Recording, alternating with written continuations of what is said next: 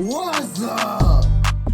It's Walt. You know who it is already. I ain't even gotta say it. Walt from the future. Blair the horns. I'm back. I got something on my mind today.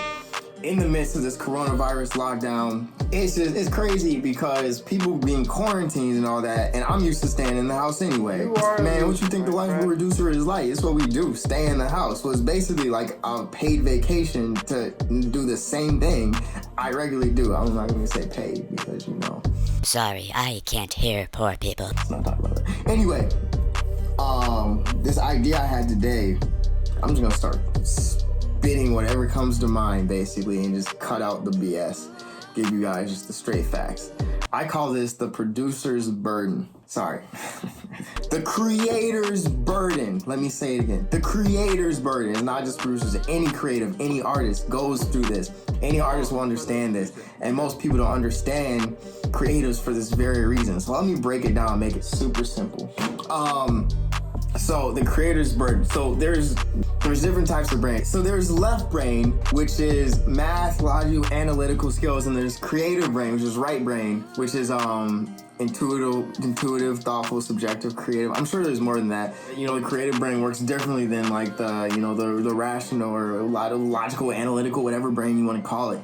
So, me, a creative brain works different than, the guy who went to school for a business major and went to work at a massive company right after, and, he feels okay doing that. That's just not most artists. Now, some artists go and get jobs to support themselves, and they hate it. And I did that for a while in Miami. I got a job, and this is completely off the record. In fact, Sorry, I can't hear poor people. But I'm gonna say it anyway. I had a job that I hated to pay bills so that I could be an artist, and it was pretty draining. And there was nights where I got like 1 hour sleep, almost crashed the car the next day driving like an idiot because I had no sleep.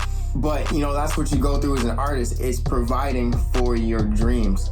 Anyway, so when you have a creative brain, things function so much differently. Organization comes differently. Planning comes differently. Everything comes differently because you're a creative person. This is exactly. I'm with my dad. My dad is a very left brainer versus my right brain. If I got that right, I don't know. It might be the other side of the brain. I might switch it up.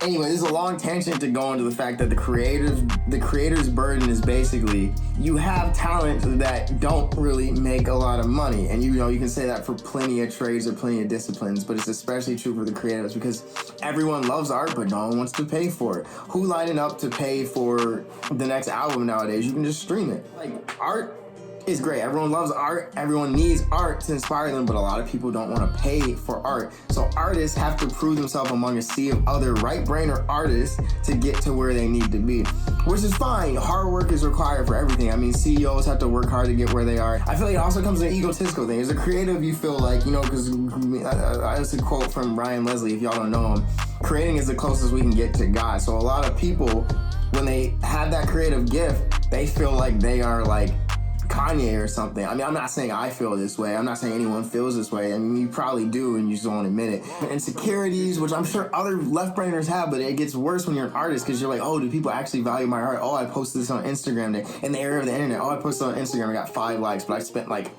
5 years working on it. Dang, I'm sorry, bro. You spent 5 years and you wasted it because no one liked it. Just kidding. That's not how it works. But you see, it's like there's so much value in art that gets not recognized until you're either like famous or you're on the buzz or on the rise.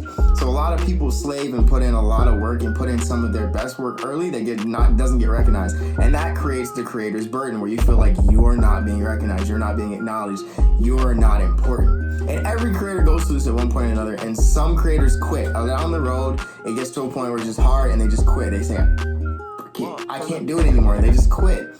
There's dark times. Every artist has to go through dark times to get to the level of success they want to get to. And so that's part of the creator's burden, because, I mean, to fully delve in your creativity and not work at all, to just focus on your craft, doesn't make you money. If you're in business, medicine, anything else, you can have a job that allows you to make money while you develop your skills. Ain't nobody paying me to develop my skills. Ain't nobody paying no painter to develop their skills. Nobody's paying origami artists, the origami artists to develop their skills. No one's paying you for that. If you want to learn your skills, you have to learn your skills for free a lot of the time, and then you get the money. While other people can get practical experience and find value in that, we have to find value in ourselves while we try to prove our value of our art. That's the creator's burden. So why I think being a creator is harder than any other job on earth, regardless of the creativity you do. I mean, look, I'm just gonna say all creators is a blanket statement. All creators have to go through this where it's, all right, I don't think people are finding value. Am I meant for this? Am I cut out for this? You could be the next Picasso and still wonder this, you know? It's crazy. Because until people see your value, you feel that it's being undervalued. That's the creator's burden.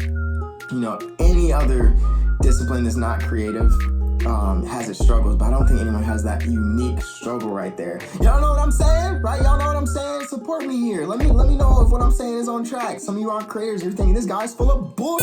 Well, you know what? Sorry, I can't hear poor people. Anyway, let's just take that back. What I was trying to say was, look, I mean, some of you may not agree with me if you think that I'm kind of off base here and I'm kind of saying stuff and it's like ridiculous, it makes no sense. Fine, hit me up in the comment section and say, bro, you're whack, correct course, and let me know and we can have a civil discussion. I'm not gonna go off on you unless you go off on me, and I'm gonna destroy you silently and quickly. And I'm gonna show up where you live. Just kidding. Anyway, yeah, so appreciate any support, any thoughts, any feedback. Blow up those comments, give us a like, let us know how we're doing. This is your boy Walt of the Collective Worldwide Atlanta. Glad to tune in with you guys. Stay safe during this coronavirus. Wash your hands, get a gas mask, like you know the ones from Fallout. If you have to, do what you gotta do, but stay alive at all costs. Don't buy toilet paper. Love y'all. Be safe. Until next time. Peace.